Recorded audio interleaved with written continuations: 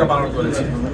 11 December যখন নির্বাচনী তফসিল ঘোষণা হয়, আমরাই ঘোষণা দিয়েছি যে আমরা নিজ দায়িত্বে নির্বাচনে যে সমস্ত প্রচারণা বা প্রকাশনা সামগ্রী ছিল আমরা নিজ দায়িত্বে সেগুলো অপসারণ করেছি, খুলে নিয়েছি। নির্বাচন কমিশনের জন্য আমরা অপেক্ষা করিনি। আমরা নির্বাচন কমিশন কর্তৃক ঘোষিত যে সমস্ত বিধিবিধানগুলো আছে, আচরণবিধি সহ, এগুলো মেনে চলার ব্যাপারে আমরা সবচেয়ে বেশি দায়িত্বশীল। এই সমস্ত অপপ্রচার চালিয়ে বাংলাদেশ জামাত ইসলামীকে, দাঁড়িপাল্লাকে, আমাদের 10 দলীয় ঐক্যকে বিনষ্ট করার জন্য একদল লোক এই চেষ্টা চালাচ্ছেন। দেশবাসীর কাছে এই বিষয়টি স্পষ্ট এবং তারা নির্বাচনের মাধ্যমে আমাদের ভোটারের বিশিষ্ট যারা আছেন তাদের এখনো পক্ষপাতমূলক আচরণ হচ্ছে এবং লেভেল প্লেইং ফিল্ড যেটা নিশ্চিত হওয়ার কথা, এবং মাঠ পর্যায়ে যারা দায়িত্ব পালন করছেন তারা বিশেষ একটি দলের দিকে ঝুঁকে পড়ছেন। আমরা এই সমস্ত বিষয় নির্বাচন কমিশনের দৃষ্টি আকর্ষণ করেছি।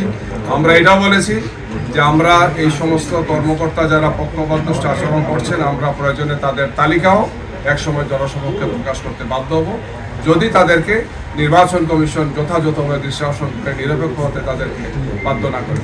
আমরা অবশ্যই জনগণকে আপনাদের মাধ্যমে সেটা জানাতে একসময় বাধ্য।